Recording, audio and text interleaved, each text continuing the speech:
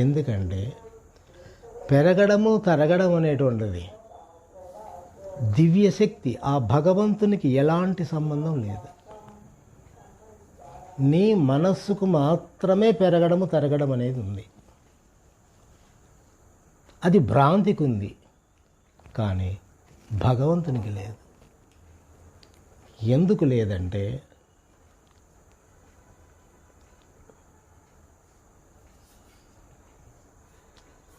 లోపల భ్రాంతి లేకుండా నీవు కొన్ని క్షణాలు ఉండగలిగితే, భ్రాంతి లేకుండా ఉండగలగాలి. అది మానవునికి సాధ్యం కాదు. అయితే మరి సాధ్యం కాదా అంటే, నీలో ఉండి నిన్ను నడిపించేటువంటి దైవ శక్తి ఒకటి ఉంది, దానికి మాత్రమే సాధ్యమవుతుంది. అది నీలో పనిచేసినప్పుడు ఈ పెరగడము తరగడము, ఈ మాయా కదలికలు మార్పులు ఇవన్నీ ఏమవుతాయంటే, అది పనిచేసినప్పుడు ఇవి మాయమైపోతాయి. ఎట్లా మాయమైపోతాయి అంటే, గాఢంగా నిద్రపోయినప్పుడు అన్నీ మాయమైనాయా లేదా? అవి మాయమైపోవడానికి నీ మనస్సుతో, నీ భ్రాంతితో, నీతో ఎన్ని జన్మలు ఎత్తినా సాధ్యం కాదు, పోగొట్టుకోలేవు. కానీ అక్కడ ఏం జరుగుతుందంటే, దైవకృప నీలో పనిచేస్తుంది. చేసినప్పుడు వెంటనే ఇవన్నీ మాయమైపోతాయి. అప్పుడు నీకు దైవత్వం అనేటువంటిది స్ఫూర్తి కలుగుతుంది. ఆ స్ఫూర్తిలో ఈ ఎదగడం కానీ తరగడం కానీ, ఈ హెచ్చుతగ్గులు, ఇష్టము అయిష్టము, మంచి చెడు, పాపము పుణ్యము ఏవున్నాయో ఇవన్నీ కూడాను ఆ స్థిరత్వము దైవత్వానికి మార్పు లేదు, మాయ కాదు. మాయకు మార్పులు ఉన్నాయి, చేర్పులు ఉన్నాయి. దైవశక్తికి కదలిక లేదు, మార్పు లేదు, స్థిరత్వమైంది, శాశ్వతమైంది, సత్యమైంది, సర్వవ్యాప్తమైంది అన్నారు. కాబట్టి అది శాశ్వతమైంది, సత్యమైంది. దాన్ని మాయ అనరు. అది ఎప్పుడు పనిచేస్తుందో అప్పుడు ఇవి నీకు లోపల టచ్ కావు. అంటే ఉంటుంది, అద్దంలో నేను కనపడతాడా, బాగా దువ్వుకుంటాడా, బొట్టు పెట్టుకుంటాడా, నామాలు వీకుతాడా, అంత బాగా అద్దంలో చూసుకుంటాడా, అద్దంలో నేను కనపడతాడా, సవరించుకుంటా ఉండా. అలాగే నీవు ఈ సవరించుకునేటువంటిది, మార్పు చేసుకునేటువంటిది అక్కడ లేదు. అక్కడ స్థిరంగా ఉంది. అద్దం ఎలా ఉందో అట్లా స్థిరంగా ఉంది. అది అంతే, దాని ప్రతిబింబమే అంతే. నీవు అద్దం ఎట్లా నీ ప్రతిబింబం కనపడుతుందో అద్దంలో, నీ జీవితం అంతా అద్దంలో కనిపించినట్టు. అంటే భగవద్ దివ్యశక్తిలో నీది ప్రతిబింబం అంతా చీకటి, మాయ, భ్రాంతి. అందుకోసం అది నీలో పనిచేసిందంటే, ఇప్పుడు గాఢంగా నిద్రపోయినప్పుడు నాకే సమస్య లేదు, ఎదుగుదల లేదు, తరుగుదల లేదు, హాయిగా ఉంది. ఇప్పుడు మెలక వచ్చింది, నీలో దైవశక్తి పనిచేసిందంటే దీనిలో అడ్రస్సే ఉండదు. అంటే భ్రాంతి కానీ, హెచ్చుతగ్గులు కానీ, సత్యమని కానీ, నిన్ను గురించినటువంటి ఆలోచనలు కానీ ఏవి ఉండేకి ఛాన్స్ లేదు. ఎందుకంటే ఎన్ని వేల సంవత్సరాల నుంచి చీకటి ఉన్నా ఒక్కసారి వెలుగు వచ్చిందంటే చీకటి ఉందే, ఎక్కడికి పోయింది? అంటే చీకటి అనేటువంటిది వాస్తవంగా లేదు. వెలుగు లేకపోవడమే చీకటి. వెలుగు వచ్చిందంటే చీకటి లేదు. అలాగే దైవశక్తి నీలో ఎప్పుడైతే పనిచేస్తుందో భ్రాంతి లేదు. భ్రాంతి లేదు అంటే లేనిది ఉన్నట్లుగా ఊహించుకునేకి అవకాశం లేదు. నీకు సత్యానుభూతి కలుగుతుంది. సత్యము అంటే అది మనసుకు సంబంధించింది కాదు. అప్పుడు ఏమవుతుందంటే మీలో ఏ పని చేస్తున్నా అణువంత కూడాను లోపల అంటదు, అది అట్లే ఉంటుంది. దాని లోపల ప్రవేశించడానికి కానీ దాన్ని చెదరగొట్టడానికి కానీ దాంట్లో ప్రమేయం దీనికి అసలు అసాధ్యం. మిడత ఎంతసేపు ఉన్నా అగ్నికి దూరంగా ఉన్నప్పుడు దాని ఆటలు ఆడుతుంది, కానీ అగ్నిని తెలుసుకోవాలని అగ్నిలోకి పోయింది అంటే మిడత ఎక్కడుంది అక్కడ.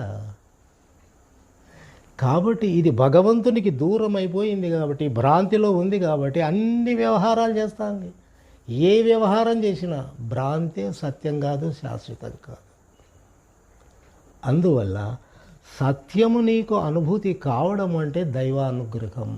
దైవశక్తి నీలో పనిచేస్తే అప్పుడు ఈ భ్రాంతి అనేటువంటిది నీ జోలికే రాలేదు. అప్పుడు ఏది జరుగుతున్నా జీవితంలో ఇష్టము కానీ అయిష్టము కానీ పాపము కానీ పుణ్యము కానీ మంచి కానీ చెడు కానీ నువ్వు ఏం చేస్తున్నా అనువంత కూడా లోపల నీకు టచ్ కాదు. నిరంతరము అది వేరుగానే ఉంటుంది. భ్రాంతి అనేటువంటి దాంట్లో ప్రవేశించేకే లేదు. అది దైవశక్తి. ఆ అంతటి దైవశక్తిని సాధించడానికి మన యొక్క జీవితానికి చూడండి ఎంత వ్యత్యాసం ఉందో, ఎంత వ్యత్యాసం ఉందో. ఊహకు కూడా అందదు, సాధ్యం కాదు. కాబట్టి ఎవరైనా దైవకృపకు పాత్రులైనారంటే వానంతటి అదృష్టవంతుడు ప్రపంచంలో లేడు. ఎందుకంటే వాడే లేనప్పుడు వానికి సంబంధించినవి ఏంటి ఉంటాయి. కాబట్టి లేనివి లేకుండా పోతున్నాయి. ఇక్కడ ఏం జరుగుతుందంటే లేనివి లేకుండా పోతున్నాయి. భ్రాంతి అనేది లేదు, భ్రాంతి లేదు ఇక్కడ. కాబట్టి మహనీయులు ఇప్పుడు శ్రీరామచంద్రుడు అన్నదమ్ములు ఉన్నాడు, రాజ్యం ఉంది, అన్నీ పరిపాలించినాడు. కానీ లోపల ఏమన్నా అనువంత ఉందా? లేదు. ఏ ఒక్కటి కూడాను రామునికి లోపల కదిలించేటువంటి శక్తి ఈ సృష్టిలో దేనికి లేదు. అట్లే శ్రీకృష్ణుడు వాళ్ళలో దైవశక్తి పనిచేస్తుంది కాబట్టి, అంతా భ్రాంతి కాబట్టి మనకు సత్యం అనిపిస్తూ ఉంది, వాళ్ళకు అనువంత కూడా సత్యం అనిపించడం లే. కాబట్టి అది దైవశక్తి కాబట్టి దాంట్లో ఏది ప్రవేశించలేదు. అందువల్ల దైవకృప పొందిన వానికి మరణము కూడా లోపల ప్రవేశించే ఛాన్స్ లేదు. ఎందుకంటే దైవశక్తిని కదిలించేది, తీసుకొని పోయేది ఈ యొక్క భ్రాంతికి ఎట్లా సాధ్యమవుతుంది? కాదు. అందువల్ల స్థిరము శాశ్వతం అన్నాం మనం, మనసు అశాశ్వతం అంటున్నాం. కాబట్టి స్థిరమైంది కాబట్టి దానికి ఏది అంటుతుంది? ఏది అంటినాది మనసు అవుతుంది. ఏది అంటని స్థితి దైవశక్తి అంటే. అందువల్ల అన్నీ ఉంటాయి కానీ ఏవి ఉండవు. అంటే ఏవి ఉండవంటే ఏవి వానిలో ప్రవేశించలేవు. దీనిలో పని ఇవి చేసుకుంటూ అయిపోతా ఉంటాయి అంతే. శరీరం ఉన్నదే, శరీరం లేకపోయినదే. ఇప్పుడు కృష్ణుడు కావచ్చు, రాముడు కావచ్చు, ఈ అవతార పురుషులు, ఆత్మసాక్షాత్కారం పొందినటువంటి అవతార పురుషులు ఉన్నారు. వీళ్ళల్లో ఏం జరిగిందంటే భ్రాంతి లేకుండా పోయింది. భ్రాంతి లేకుండా పోయినప్పుడు దైవశక్తి నిలుస్తుంది. దైవశక్తి నిలిచినప్పుడు అది వచ్చేది కాదు, పోయేది కాదు. కాబట్టి రమణ మహర్షి ఏమన్నాడంటే మనిషి మనస్సు శరీరం ఉన్నప్పుడు ఏమేమి ప్రపంచంలో చేసింటాడు, వాడు చనిపోయిన తర్వాత దానికంటే డబల్ చేస్తాడన్నాడు. అది ఎట్లా చేస్తాడు అని మన అనుమానం. చేస్తున్నది వాస్తవంగా ఈ భ్రాంతి మనస్సుగా చేస్తాండేది. వాస్తవంగా మన మనస్సును ఈ భ్రాంతికి ఆధారం ఏ దివ్యశక్తి అయితే ఉందో అదే ఇప్పుడు పనిచేస్తూ ఉంది, మనకు తెలియదు. ఈ మనస్సే పనిచేస్తుంది, నేనే పనిచేస్తాడా, నాదే నేను అంటాను. కానీ మహనీయులు ఏమన్నారంటే, నువ్వు కాదరా నాయన చేస్తాండేది, లోపల ఉండేటువంటి దైవశక్తే అన్నీ చేస్తూ ఉంది, నువ్వు అనవసరంగా మిందేసుకుంటాడు. నువ్వు ఎవడు ఈ ప్రపంచంలో ఎవరి చేతిలో ఏంది లేదు, ఏం లేదు, అంతా కూడాను. దానికే రమణ మహర్షులు కూడా చెప్పినది, అయ్యా నువ్వు జన్మెత్తినావు, నీ కర్మానుసారం నీ జీవితం కొనసాగుతుందే తప్ప ఎవరి గొప్పతనము ఏంది లేదు ఈ ప్రపంచంలో. మాయ, ఏం చేస్తావు నువ్వు? కాబట్టి ఈశ్వరుడు వారి వారి ప్రారంధాలను అనుసరించి నడిపిస్తున్నాడు. ఎవరికి ఏది జరగాలన్నా జరిగే తీరుతుంది అన్నాడు. అంటే లోపల దైవశక్తి నీ కర్మానుసారం నిన్ను నడిపిస్తూ ఉంటుంది. దాని ప్రకారం ఉదాహరణకి మన చేతిలో లేదనుకో, ప్రాణం పోయే ముందు నేను ప్రపంచంలోనే ఫుట్బాల్లో మంచి ప్లేయర్ని కావాలా, ప్రపంచ ప్రసిద్ధి చెందాలా అని అనుకున్నావనుకో, అది జరుగుతుంది మరు జన్మలో. వాని గొప్పతనమేం కాదు, వాడు బలవంతుడు, బాగా ప్రాక్టీస్ చేసినాడు కాబట్టి ప్రపంచంలో ప్రసిద్ధి చెందినాడని మనం అనుకుంటాను. ఏంది కాదు. కర్మానుసారం ఎవరికి ఏది జరగాలనో జరుగుతూ ఉంది, ఎవరికి ఏది జరగకూడదో ఎవరికి ఏం జరగదు. చివరికి మనకు ఒకటే మాట చెప్పినారు పెద్దలు, అందరూ ఒకే చోటికి పోతున్నారు, విశేషాలు ఏం లేవు, అందరూ ఒకే చోటికి పోతున్నారు, అందరూ ఒకే చోటు నుంచి వస్తున్నారు, అందరూ తల్లి గర్భంలో నుంచి రావాల్సిందే, అందరూ భూమిలో కలిసిపోవాల్సిందే. కాబట్టి ఇది లేదండి, ఇది లేదు. దివ్యత్వం ఎవరికైతే పనిచేసిందో, అనుగ్రహించిందో వాళ్లకు ఇది లేదు. కాబట్టి వాళ్ళే లోకానికి రక్షకులు, వాళ్ళే సంరక్షకులు, వాళ్ళే మనల్ని నడిపిస్తూ ఉండేది. అది ఎట్లా నడిపిస్తూ ఉండేది? అది తెలుసుకునేకి నీకు నాకు లాంటి మనసున్న వానికి సాధ్యమవుతుందే? అలా సాధ్యమయ్యేటట్టుగా ఉంటే మనం ఇన్ని తిప్పలు పడతామా? ఎవరికి ఏది కావాలనో, అందుకే భగవంతుడు సాక్షిగా ఉన్నాడు. ఎందుకున్నాడంటే, నేను ఇన్ని కష్టాలు పడతానే నన్ను ఆదరించలేదే అని ఒకడంటే, నేను అనుకున్న కోరిక నెరవేరలేదే అని ఒకడు అనుకుంటున్నాడు.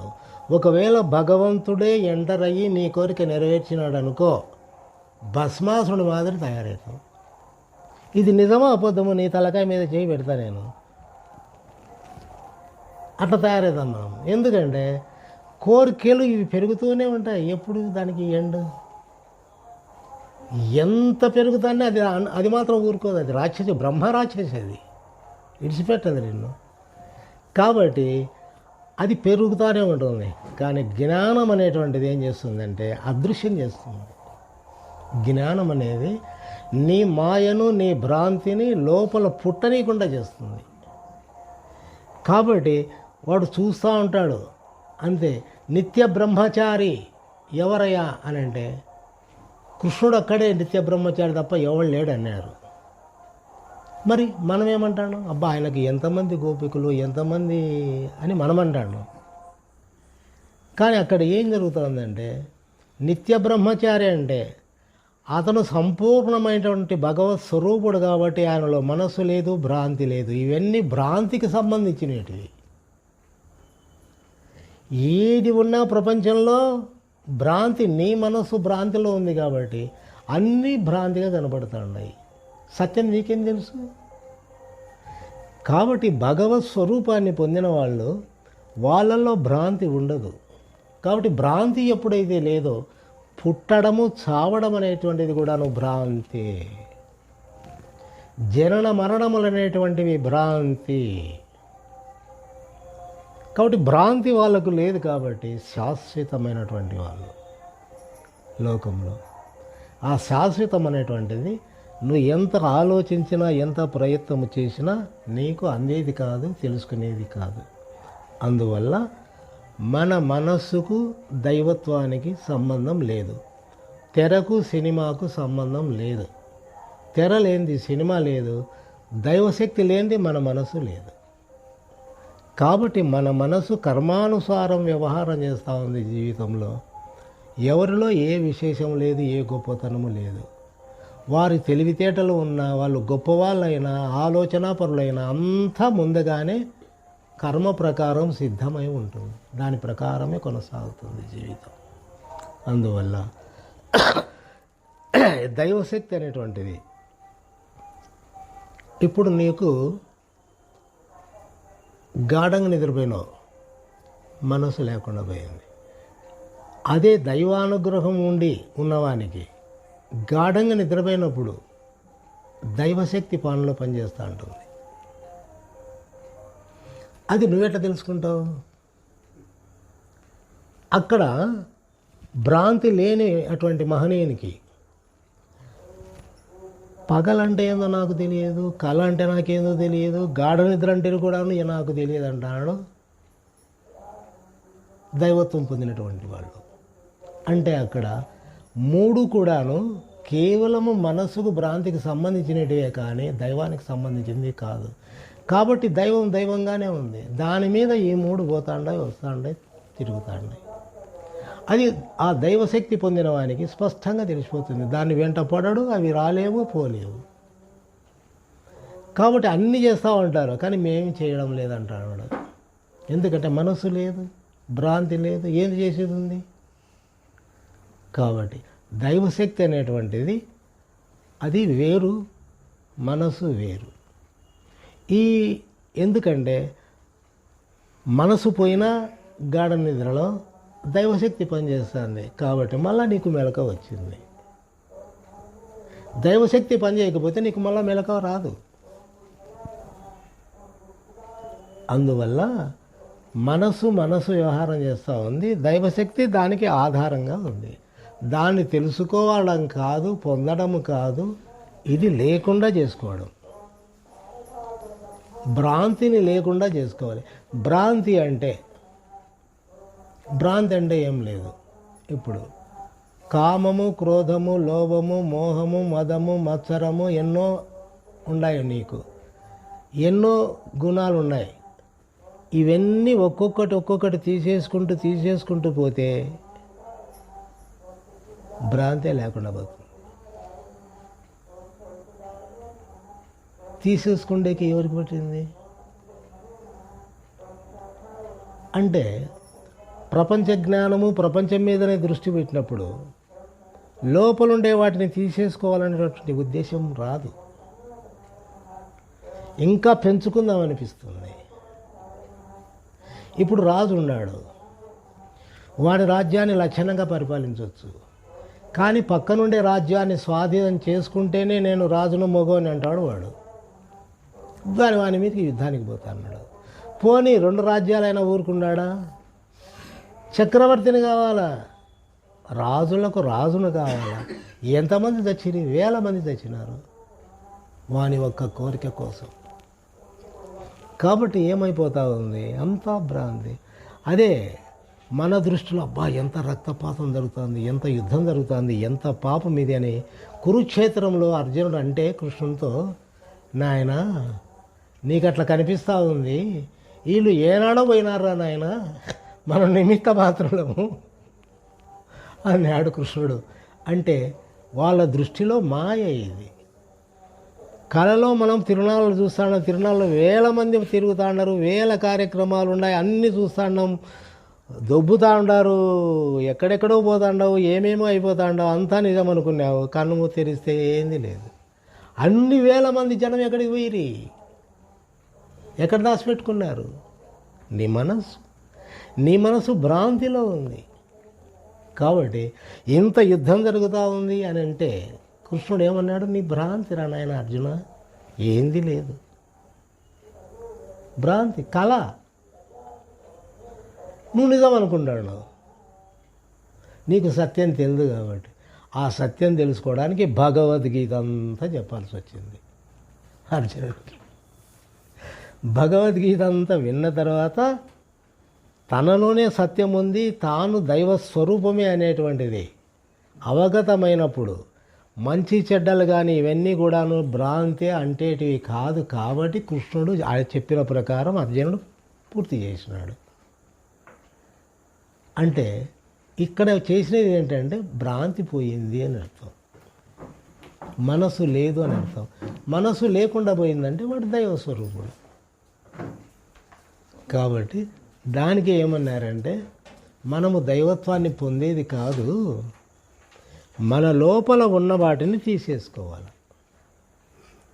మన లోపల ఉండేటువంటివి తీసేసుకుంటే భ్రాంతి అనేటువంటిది అవకాశం లేకుండా పోతుంది. దానికి మనం ప్రాణం పోసినట్లయితుంది అన్నమాట. ప్రాణానికి దానిలో వెంట పడకుండా దానిలో తీసేసుకుంటే లోపల ఇంకా ఏం సమస్య లేదు. ఇప్పుడు ఉదాహరణకి రెండు ప్రపంచంలో ధనము, స్త్రీ, మగవాడు. ఇప్పుడు ఒకటి నీలో బలీయంగా ప్రవేశించిందనుకో, దానికోసం ఏం చేస్తావు నువ్వు? నీలో కామ, క్రోధ, లోభ, మోహ, మద, మత్సరములు, బంధుత్వం, రక్త సంబంధము, పాపభీతి అన్నీ నాశనమైపోతాయి. అన్నీ నాశనమైపోతాయి. ఒక్కటి ఏదైనా నీలో బలీయంగా పుట్టిందంటే దాని మీదనే నువ్వు దృష్టి పెడతావు. ఇంకా బంధువులు లేదు, స్నేహితులు లేదు, ములాజలు లేవు, మంచి చెడ్డలు లేవు, అవన్నీ చెప్పొద్దు నాకు. అంతే అంతే. నువ్వు ఏమైపోతా ఉన్నావు? నేను ఏమన్నా అయిపోయినా నాకు అదే. ఆ పరిస్థితికి దారితీస్తూ ఉంది. ఎందుకంటే భ్రాంతి. వాడేం తీసుకోవాలి, నువ్వేం తీసుకోవాలి. భ్రాంతి ఎంత పని చేస్తూ ఉంది. ఏదన్నా వెంట వస్తుందే, గాఢ నిద్రలోనే రాలే. అందువల్ల ఇప్పుడు ఏం లేదు అక్కడ. మన సినిమా మాయమైపోతే దేవుడు నిలుస్తాడు. మనలో ఉండేటువంటి దేవుని నువ్వు తెలుసుకోవాల్సిన పనిలే, నువ్వే దేవునివి అన్నారు. ప్రతి మహనీయుడు ఒకటే చెప్తున్నాడు, నువ్వు దేవునివి. అయ్యా నేను కాదు అంటే మాయ నారాయణ, మనస్సు రాది. నీ మాయ వల్ల, భ్రాంతి వల్ల నువ్వు మనిషి అనుకుంటాడు. నువ్వు కాదు. నీ మాయను, మనసును తీసేసుకో, అప్పుడు తెలుస్తుంది నీకు నువ్వే దైవము అని. కాబట్టి మనము దైవమై ఉండి భ్రాంతి వల్ల మనుషులమైన. అందుకే భ్రాంతి వెడలేను నువ్వే బ్రహ్మవు అన్నారు. కాబట్టి భ్రాంతిని తీసుకునేకి ప్రయత్నం చేయాలి. కానీ ఏదో సాధన చేసినందువల్ల తాత్కాలికంగా గాఢంగా నిద్ర ఎట్లా వస్తుందో మనకు, గాఢ నిద్రలో ఏమీ లేకుండా పోయినాయి. అదేవిధంగా నువ్వు ఏ సాధన చేసినా మనస్సు లేని స్థితిలోకి వెళ్ళిపోవడానికే కదా పూజలు కానీ, ధ్యానం కానీ, ఏదైనా పూజలు చేస్తూ ఉండవు. పూజలు చేసేటప్పుడు ఏ విగ్రహాన్ని, ఏ రూపానికి నువ్వు పూజ చేస్తూ ఉంటావో ఆ పూజ చేసేటప్పుడు ఆ రూపంలో నీవు ఐక్యమైపోవాలి. నీ మనసు, శరీరము నిన్ను మర్చిపోయి దాంట్లో ఐక్యమైపోవాలి. ఐక్యమైనప్పుడు అది తారాస్థాయి, పరాభక్తి అవుతుంది. ఆ స్థాయిలో కొంచెం అవకాశాలు ఉన్నాయి. కానీ ఎంతసేపు ఉన్నా దేవుడు వేరు, నేను వేరునే నువ్వు వ్యవహారాలు చేస్తున్నావు. నీలో ఏమేమి ఉన్నాయో దాని ప్రకారం నువ్వు ఫాలో అవుతున్నావు. అందువల్ల ఆడ ఇబ్బంది వస్తుంది. కాబట్టి నీవే దేవునివి, నీవే దేవునివి అంటే దేవుడు ఎట్లున్నాడు, నువ్వెట్లున్నావు అంతే. అదొక్కటి చూసుకో. బయట ఏం వదలదు. మహనీయులు బయటివి ఏవి వదలలే, లోపల లేకుండా చేసుకున్నారు. కాబట్టి రాజ్యాలు వెళ్ళినారు, మహర్షులు వివాహాలు చేసుకున్నారు, పిల్లలు కన్నారు, వశిష్ఠ మహర్షి అందరు కూడాను. కానీ ఏంటి అంటే లోపల మాత్రం ఏమీ లేకుండా పోవాలి. బయట నువ్వు ఎట్లన్నా ఏనుగు మీద ఊరేగు, ఏం లోపం లేదు, తప్పు లేదు. లోపల మాత్రం ఏనుగు మీద ఊరేగొద్దు, ఇబ్బంది పడతావు. లోపల ఏనుగుంటే సస్తావు, ఇబ్బంది పడతావు. నువ్వు బయట వ్యవహారం చేసుకో, తప్పు లేదు. అది కర్మ ప్రకారం జరిగేది. జీవితం అనేటువంటిది కర్మ ప్రకారం జరిగేటువంటిది, దాంట్లో తప్పు లేదు. కానీ ఏది చేస్తున్నావు అది లోపల ప్రవేశించింది మాత్రం మునిగిపోతావు. నువ్వు మునిగిపోతావు. క్రమేణా ఏమవుతుందంటే ఏటికటని ఎవడో తపస్సు చేస్తానంట. కొన్ని సంవత్సరాలు వాడు మునిగిపోయినాడు. ఎందుకంటే ఇసుక కొట్టుకొని వస్తామంటే వానికి తెలియదు, ధ్యానంలో కూర్చున్నాడు, మనసు లేదు. చివరకు ఇసుకలో మునిగిపోయినాడు. అయినా మళ్ళీ ఎవరో కనుక్కున్నారు, పారతో తీస్తే రక్తం తగిలింది. రే మనిషి ఉన్నాడు అని అన్నీ తీసి చూస్తే మనిషి ఉన్నాడు, లేచినాడు. నీళ్ళు ఇయ్యనరా నాకు దాహం అవుతుంది అన్నాడు. అంటే వాడు మనస్సును లయం చేసినాడు. అంటే గాఢ నిద్రలో మనస్సు లేని స్థితిలోకి ఎట్లా పోయినామో అలాగే సమాధి స్థితిలోకి వెళ్ళిపోయినారు. కాబట్టి సమాధి స్థితిలోకి వెళ్ళిపోయినంత మాత్రాన అది దైవత్వం కాదు, మనకు తెలియదు. మనకు టెంకాయలు కొట్టి పూజలు చేసి దండలు వేయడం మాత్రమే మనకు తెలుసు. లోపల అంత ఇసుకత ఉన్నా ఎన్నాళ్ళు ఉన్నాడో మరి లోపల. కాబట్టి గొప్పోడు, మహనీయుడు, దేవుడు అని మనం అంటాడు. వానికి ఏమైనా తెలిసింది అంటే నాకు నీళ్ళయ్యా ముందు మళ్ళీ మాట్లాడదామంటాడు. అంటే లోపల సమాధి స్థితిలోకి వెళ్ళిపోయినాడు. గాఢ నిద్రలోకి మనం ఎలా వెళ్ళిపోతున్నామో చాలా వరకు భగవంతుని కృప లేనివాడు గాఢ నిద్ర స్థితిలోకి ఎలా వెళ్ళిపోతాడో అలా విధంగానే సమాధి స్థితిలోకి వెళ్ళిపోతారే తప్ప దైవత్వం మాత్రం కాదు. అది దైవకృప ఉన్నవానికి మాత్రమే దైవత్వం సాధ్యం, ఎవరి చేతిలో లేదు. కాబట్టి దైవత్వం ఉన్నవానికి మనసు లేదు, భ్రాంతి లేదు. కానీ ఇప్పుడు దైవశక్తి పనిచేస్తుంది, మనం గ్రహించడంలే. అప్పుడు దైవశక్తి పనిచేస్తుంది, భ్రాంతి ఉండదు, మనసు ఉండదు. కాబట్టి నేనే దేవుడు అనేటువంటి స్ఫూర్తి వానికి ఉంటుంది. అది తేడా. అందుకే మనం దినం అనుకుంటున్నాం కదా, ఎవరైతే నిర్మలంగా ఉంటారో వాళ్ళలో మనసు పనిచేయదు, భ్రాంతి పనిచేయదు. ఎవరైతే ప్రశాంతంగా ఉంటారో వాళ్ళలో మనసు పనిచేయదు, భ్రాంతి పనిచేయదు. కాబట్టి ఆ స్థితిలో ఉండి అలాగే పెంచుకుంటూ పోతే దరిజేరేకి అవకాశం ఉంది. ఏం చేసేదంటే ఏం లేదు, ఏం చేసినా మాయ అవుతుంది. నిర్మలత్వం వచ్చిందనుకో, అది దైవకృపతో వచ్చి ఉంటుంది, గురు అనుగ్రహంతో వచ్చి ఉంటుంది. నిర్మలంగా ఉండు, అంతా ఏం జరగాలని అంతా దివ్యశక్తి చూసుకుంటుంది, అన్నీ జరుగుతాయి. కాబట్టి నిర్మలంగా ప్రశాంతంగా ఉండేది జీవితంలో నేర్చుకోవాలి, దాన్ని పెంచుకుంటూ పోవాలి. అదే మనసును భ్రాంతిని మింగేస్తుంది. నిర్మలంగా ఉన్నప్పుడు, ప్రశాంతంగా ఉన్నప్పుడు మీకు మనసు ఏమైనా పని చేసిందేమో ఎవరైనా సరే చెప్పవచ్చు. ఎవరికి మనసు పనిచేయదు, ఉద్రేకాలు ఉండవు, కోపతాపాలు ఉండవు, అరిషడ్ వర్గాలు ఉండవు, ఏమీ ఉండవు. ప్రశాంతంగా ఉన్నప్పుడు, నిర్మలంగా ఉన్నప్పుడు ఆ రకంగా జీవించాలి మనిషి. వానికి ఎక్కువ ఛాన్సెస్ ఉంటాయి దివ్యానుగ్రహానికి. అంతేకాని మిగతా ఈ తపస్సులు ఇవన్నీ కాదు, అర్హత కాదు. అందుకే శంకరాచార్యుల వారు చెప్పిన నిశ్చలతత్వే జీవన్ముక్తి. నిశ్చలంగా ఉండరా నాయన, అదే జీవన్ముక్తి అవుతుంది, నీకు ముక్తి లభిస్తుందిరా అన్నాడు.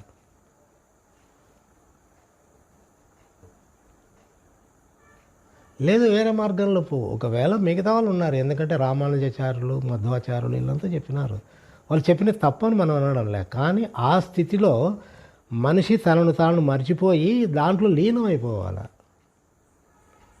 ఇప్పుడు మనము పూజకాల కూర్చున్నప్పుడు మనము నిర్మలంగా ఉండి ఆ దేవుని మీదనే దృష్టి పెట్టి మనసు పక్కకు పోకుండా నిర్మలంగా ఉంటే నిదానంగా నీలో ఉండేటువంటి మనసు కరిగిపోతూ వస్తుంది అన్నమాట. ఆ దైవకృప అనేటువంటిది నీ లోపల పనిచేస్తుంది. కానీ ఏదో ముక్కుబడిగా నేను పూజ చేయాలని చెప్పేసి గబగబ 4 అక్షింతలు వేయడం, 2 పూలు పెట్టడం, నాకు అర్జెంటుగా పని ఉంది అని చెప్పేసి పోవడం అనేది అక్కడ పొరపాటు జరుగుతుంది. 1 నిమిషం చెయ్య, అదే నేను చెప్తా ఉండేది. 1 నిమిషమన్నా ప్రశాంతంగా ఉండండి, 2 నిమిషాలు ఉండండి జీవితంలో. రోజు 1 నిమిషం చాలు. 1 నిమిషం నువ్వు నిర్మలంగా ప్రశాంతంగా ఉండేది నేర్చుకో, ఆ రోజంతా అది పనిచేస్తుంది. 1 నిమిషం కూడా ఎవరికి ప్రశాంతత లేదు, నిర్మలంగా పెట్టుకోలేరు. అంటే ఈ మనసు మాయ అనేటువంటిది ఎంత డామినేట్ చేస్తుందంటే, మనకు శత్రువు ఎవర్రా అంటే మన మనసే, వేరే శత్రువే లేడు మనకు.